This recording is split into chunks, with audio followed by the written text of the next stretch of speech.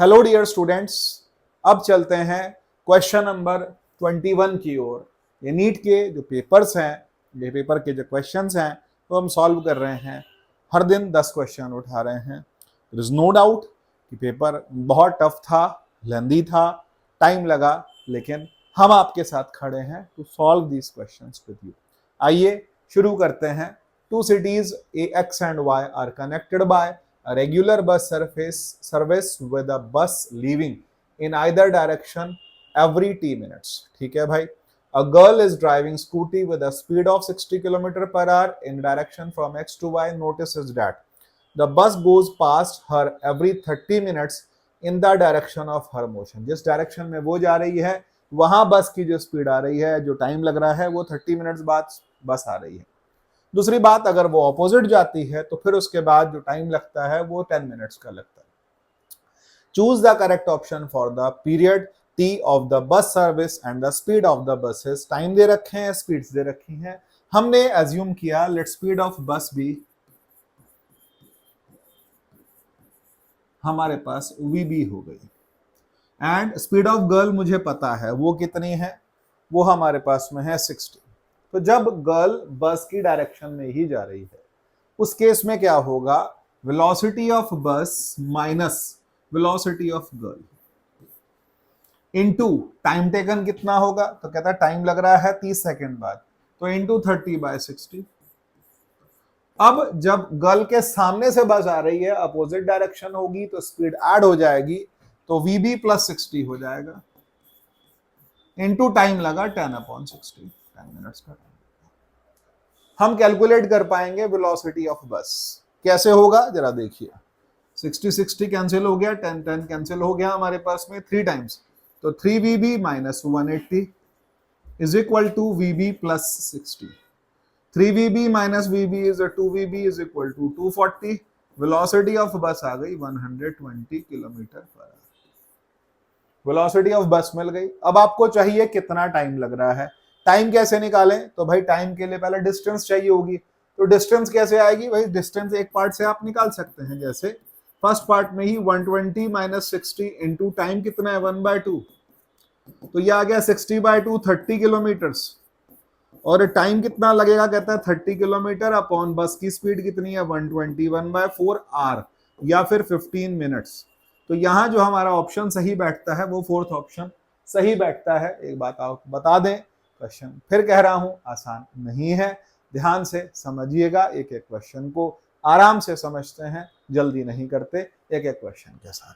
Let's go to the next question. 22 देखते हैं। Uniform rod of mass 20 kg and length 5 metre. ये जो wall है मेरे पास, यहां पर ये स्मूथ वॉल है, लेकिन सरफेस जो है क्वेश्चन के अकॉर्डिंग वो रफ सरफेस है जो कि बताया गया है। Making an angle 60 degree with it. तो भाई वॉल के साथ जो एंगल बन रहा है वो कितना आ रहा है, कहता है वॉल के साथ जो एंगल बन रहा है वो 60 डिग्री है। तो इसका मतलब ये एंगल 60 है, फ्लोर के साथ 60 नहीं है, ध्यान रखिएगा, गड़बड़ मत कीजिएगा। यहीं पर एक और केस, इसका जो वेट है वो कहाँ काम कर रहा है, कहता है वेट यहाँ काम कर रहा है, एंड वेट के मैं 2 कंपोनेंट्स ले सकता हूं। ये एंगल मेरे पास 30 बचेगा क्योंकि ये 90 है। अब ये 30 है, ये 90 है, तो ये कितना बचा 60 और ये कितना बचा 30। तो मेरे पास 2 कंपोनेंट आ गए, W cos 30 और ये आ गया W sin 30। इसका जो लेंथ है वो है 5 मीटर, पूरे का पूरा 5 मीटर है। मिडल पॉइंट से कितना डिस्टेंस है वो हमको कैलकुलेट करना है।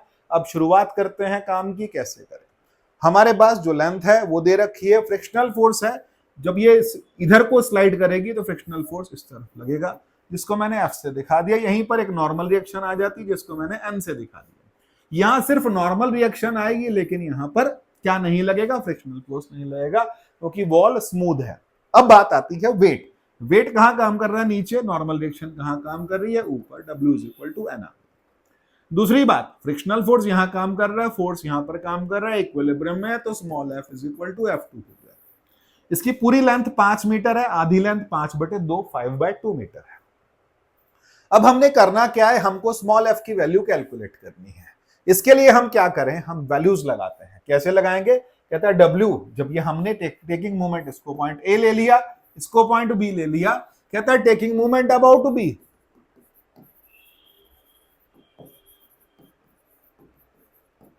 बी के अबाउट मूवमेंट ले रहा हूं मैं, तो डिस्टेंस क्या आएगी, कहता है एफ और एन दोनों की डिस्टेंस 0 है।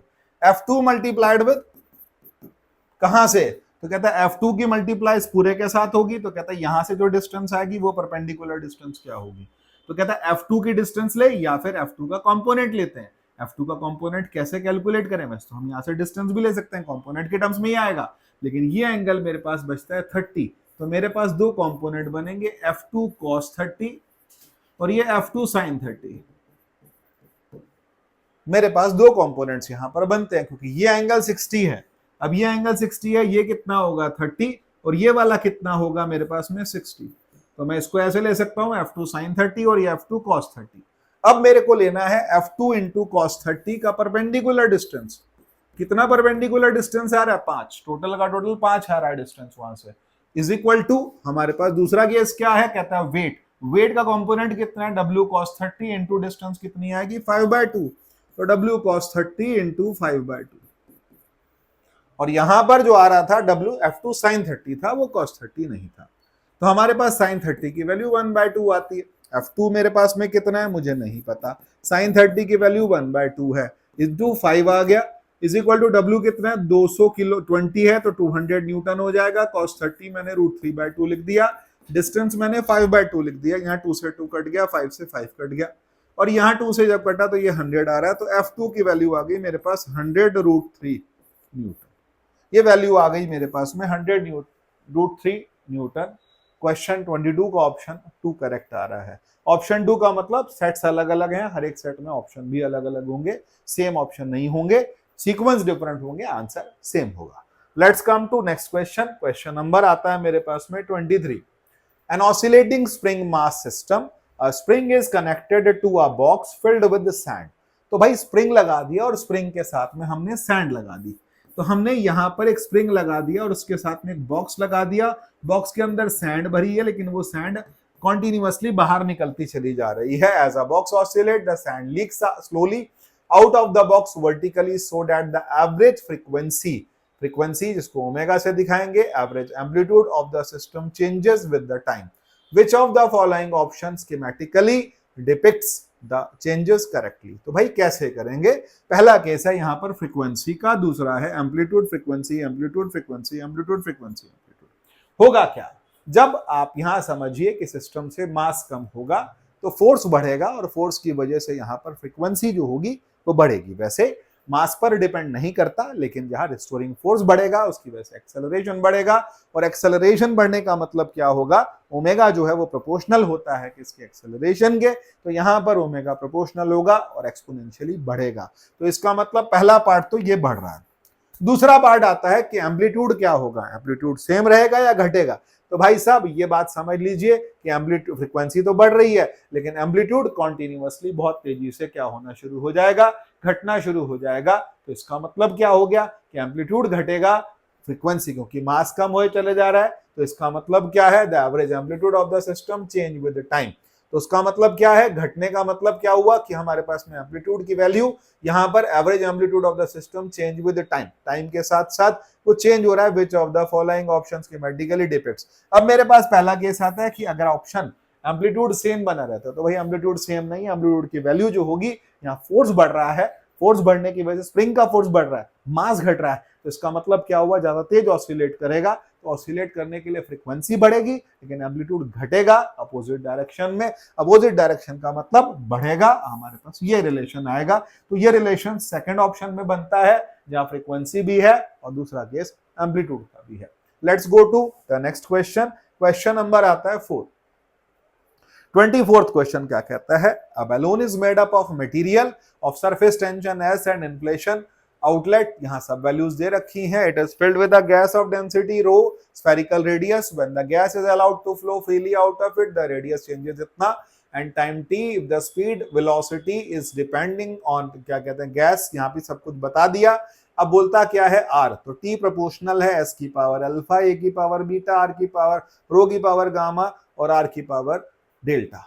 अब आपका कौन सा ऑप्शन सही होगा, तो भैया यहां पर मैं आपसे कहना चाहूंगा कि कि अगर आप सॉल्व करने गए तो 4 की इक्वेशन सॉल्व करनी बहुत डिफिकल्ट होती है। फिर क्या करें मानस सर, वैल्यूज लगा के देखिए, वैल्यूज लगा करके ही आपको आइडिया लग जाएगा। जैसे पहला केस है मेरे पास में सरफेस टेंशन का, तो टी क्या है हमारे पास, तो बता देते हैं टी टाइम है। एस क्या है मेरे पास में, सरफेस टेंशन है। सरफेस टेंशन क्या होता है, एम टी माइनस 2 की पावर आ रही है हाफ। पहला ऑप्शन लगा के देखता हूं। अब ए की पावर बीटा, तो ए क्या है मेरे पास में, एरिया। एरिया क्या है, एल स्क्वायर। एल स्क्वायर की पावर बीटा कितनी आ रही है, -1। उसके बाद बचता क्या है मेरे पास में, गामा। तो गामा की वैल्यू कितनी लगाऊंगा, तो कहता है अल्फा लगा लिया, ए लगा लिया। ए लगाया कि नहीं लगाया, अभी हमने ए नहीं लगाया। हमारे पास अल्फा है, बीटा है, गामा है और डेल्टा है। तो 4 चीजें तो ये हो गई और एक ए दे रखा है। तो यहां पर ए क्या है, इसको भी देखते हैं कि स्मॉल ए की वैल्यू कितनी है। आर एज ए, ठीक है जी, डिपेंड्स ऑन आर पे भी डिपेंड कर रहा है, इस पर भी डिपेंड कर रहा है, एंड टी, तो ए की पावर इतना और इस पर डिपेंड कर रहा है। तो पहला काम करते हैं कि बाकी के ऑप्शन में लाके देख लेते हैं, तो फिर पता लग जाएगा। तो अल्फा लगाया, बीटा लगाया, गामा ml-3, तो ml-3 की पावर गामा कितनी लगा के देखिए हमने, +1। और उसके बाद लास्ट ऑप्शन कितना है, डेल्टा। डेल्टा आर की वैल्यू है, आर क्या है हमारे पास, रेडियस है, तो आर को हमने एल लिखा। लास्ट ऑप्शन 3/2 मेरे पास ये जो दिया है डेल्टा का, लगा के देखते हैं वैल्यूज क्या आएंगी। m की पावर हाफ आ रही है और यहाँ क्या आ रही है, m की पावर 1। तो भैया ये वैल्यूज आपस में नहीं कट रही हैं, इसका मतलब फर्स्ट ऑप्शन, ज्यादा पूरा सॉल्व नहीं करना, वहीं तक रुक जाना है। फिर दूसरा केस आ रहा है हमारे पास में अल्फा की वैल्यू -1/2 और उसके बाद तीसरे वाले में गामा की -1/2, नहीं बनेगा। मुझे लगता है कि ये दोनों कैंसिल होते हैं मास के साथ में, क्योंकि अल्फा की पावर -1/2 है और यहाँ बीटा की गामा की पावर 1/2 है। एक पावर प्लस हाफ आएगी, एक माइनस हाफ आएगी। इसी ऑप्शन पर ट्राई करके देख लेंगे तो आसानी से, क्योंकि आपको दिख गया कहाँ क्या कटना चाहिए। भाई एल और टी तो कट जाएंगे, लेकिन अगर एम इस वाले में भी नहीं कट रहे हैं और इसमें भी नहीं कट रहे हैं, इसका मतलब क्या हो गया कि फिर जिसमें कटते हैं उस केस को आप डिस्कस कीजिए। नेक्स्ट पर आते हैं, question number 25। Consider the diameter of spherical object being measured with the help of vernier calipers. Suppose 10th vernier scale divisions are equal to 9 main scale divisions. ये कहा जाता है, तो इसका मतलब 10 divisions है वर्नियर पर और मेन के, तो ये फॉर्मेलिटी है। 25 के 24, 20 के 19, 10 के 9, इस तरीके से कहा जाता है। उसके बाद बोलता है least division of main scale 1 main scale division 0.1 दिया है, तो इसका मतलब लीस्ट काउंट कितना आएगा, 0.1/10, 0.01 आपके पास लीस्ट काउंट आ गई। उसके बाद क्या आता है, and the zero of vernier is at x 0.1, इसका मतलब ये पॉजिटिव जीरो एरर दे रखी है, जो कि हमेशा ही माइनस होती है। Negative zero error minus minus plus हो जाती है, पॉजिटिव जीरो एरर सिर्फ माइनस होती है। उसके बाद क्या कहता है, when the jaws of the vernier are closed, the main scale reading of the diameter is 5 and the number of coinciding vernier, तो इसका मतलब इसमें हम सॉल्व कैसे करेंगे, तो कहता है मेन स्केल 5 है प्लस 8 इंटू लीस्ट काउंट है माइनस हमारे पास जीरो एरर है 0.1, ये आंसर आएगा 4.98 सेंटीमीटर। तो 4.98 centimetre is the right option. Let's come to question number 26। 26 की बात करते हैं। A parallel plate capacitor made up of circular plates is being charged such that the surface charge density on its plates is increasing at the constant rate with the time and the magnetic field arising due to displacement current। तो भाई magnetic field यहां पर arise होगा क्योंकि यहां पर surface charge density increase कर रही है, रुकी हुई नहीं है। इसका मतलब जीरो एट ऑल प्लेसेस बिल्कुल नहीं होगा। कांस्टेंट बिटवीन प्लेट्स एंड नहीं, बिल्कुल भी नहीं, क्योंकि वहां पर वो varies increasing at the constant rate है। तो फिर क्या करेंगे, तो कहता है डिस्प्लेसमेंट करंट का वैल्यू कितना आएगा, तो यहां पर जीरो बिटवीन द प्लेट्स, भाई साहब वो भी नहीं हो रहा है, तो फिर non zero everywhere with the maximum at imaginary cylindrical surface connecting peripheries of the plates. बाकी के 3 गलत होते हैं, तो ये हमारा 4th कलेक्ट होता है, क्योंकि अगर सॉल्व करने में लगेंगे आपको बहुत टाइम लग जाएगा और वो आप कर नहीं पाएंगे। Let's go to question number 27। 27 की तरफ चलते हैं। An unpolarized light beam traveling in air is incident on a medium of refractive index 1.73। तो इसका मतलब म्यू की वैल्यू 1.73 है। बहुत क्लियर बता रखा है कि म्यू की वैल्यू √3 है। √3 है, इसका मतलब mu is equal to tan IP होता है। तो tan IP is equal to मेरे पास √3 आ रहा है, तो IP की वैल्यू कितनी आएगी, कहता है 60 डिग्री IP की वैल्यू आ गई। अब उसके बाद कहता है reflected rays completely plane polarised and an angle of 60 degree, reflected ray is partially polarized, both rays are reflected and transmitted are perfectly polarized, with the angles of refraction that close to 60 and 30। मैं आपको resemble करवा सकता हूं, ये question मैंने NEET के PYQ से करवाया है और ऑप्शन नंबर 3 इसका करेक्ट बताया है। Let's go to next question. Question हम पहले कर चुके थे, दोबारा हमारे सामने आया है। कभी कभी अच्छा लगता है जब किया हुआ क्वेश्चन किसी एग्जाम में आता है। Two identical charged conducting spheres A and B have centers separated by a certain distance. Charge on each sphere is Q and the force of repulsion between them is F. तो इसका मतलब F is equal to K into Q square upon R square। ये पहला relation बन रहा है। बोलता है a third identical uncharged conducting sphere is brought in contact with A first and then with B। पहले A रखा गया फिर B पे रखा गया। तो एक अनचार्ज को पहले A से रखा, तो इसका मतलब क्या हो गया, इस पर चार्ज कितना रह जाएगा, Q/2, क्योंकि इसके साथ जो दूसरा चार्ज था, दूसरा जो अनचार्ज था, आइडेंटिकल था, वो इसका आधा चार्ज ले गया। एंड देन विद बी, तो बी पर कितना हो जाएगा, कहता बी पर पहले क्यू था, क्यू प्लस Q/2 कितना हो गया, 3Q/2 का हाफ कितना होगा, कहता है 3Q/4। फर्स्ट ए से फिर बी से and finally removed from both. New force of repulsion between A and B, वो बताना है। Radii of A and B are negligible, बाकी सारी चीजें कांस्टेंट बताई गई हैं। फोर्स एफ डैश कितना होगा, कहता है के इंटू Q/2 इंटू 3Q/4 कितना हो गया, 3/8 into Q square upon distance कितना आ गया, R स्क्वायर, तो 3/8 ऑफ F आ गया। तो पहले वाले फोर्स का 3/8 of F, option number 4 correct आ रहा है। Let's go to the next question. Question number आ गया 29। A container has two chambers of volumes 2 liter and 3 liter separated by partition mode, ठीक है, made up of thermal insulator. The chambers contain N1 is equal to 5 and 2 is equal to 4 moles of ideal gas at pressures P1 at इतना and pressure इतना. When the partition is removed, the mixture attains an equilibrium of pressure. यहाँ पर जो condition बनता है, हमको law of conservation of mass लेके चलना है। हम ये मान के चलेंगे कि मोल्स सेम बने रहते हैं और टेम्परेचर सेम है, तो हमने फार्मूला क्या लगाना है, P1 V1 plus P2 V2 is equal to P into V1 plus V2। तो पहले P1 V1 क्या होगा, पहले का प्रेशर कितना है, कहता है 1 एटमॉस्फेयर, वॉल्यूम कितना है 2। P2 कितना है मेरे पास में, तो कहता है P2 हमारे पास में दे रखा है 2 इंटू वॉल्यूम कितना दिया हुआ है, वॉल्यूम दिया है हमारे पास में 3 is equal to combined pressure P आ गया और वॉल्यूम कितना होगा कंबाइंड 2 प्लस 3 5 लीटर्स। तो it is coming what 6 plus 2 8 upon 5 which is coming 8/5। Combined pressure जो मेरे पास आ गया वो आ गया 1.6 एटमॉस्फेयर, जो कि ऑप्शन है 2।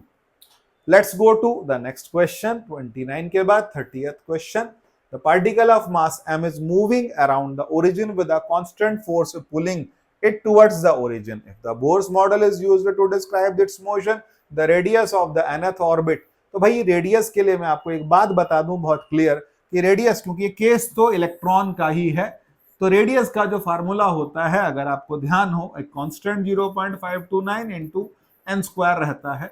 और दूसरी बात, रेडियस एन स्क्वायर के रिलेशन में होती है और वेलोसिटी इनवर्सली प्रोपोर्शनल रहती है। वेलोसिटी के लिए जो फार्मूला बनता है उसके लिए n की वैल्यू के साथ साथ जो वेरिएशन रहता है वो रहता है हमारे पास में 1 मतलब पावर 1 का रहता है। तो इसका मतलब क्लियर रिलेशन जो है रेडियस प्रोपोर्शनल टू 2/9 और यहाँ n, क्योंकि ज्यादा डिटेल में जाएंगे तो ये बहुत बड़ा डेरिवेशन बन जाएगा। कंक्लूजन पर आते हैं, radius proportional to n square है, थर्ड ऑप्शन इसका बनता है। तो ये है हमारे 30 तक के क्वेश्चंस। अगले 10 क्वेश्चंस कल भेजते हैं आपको करके, और आप समझिए। Thank you.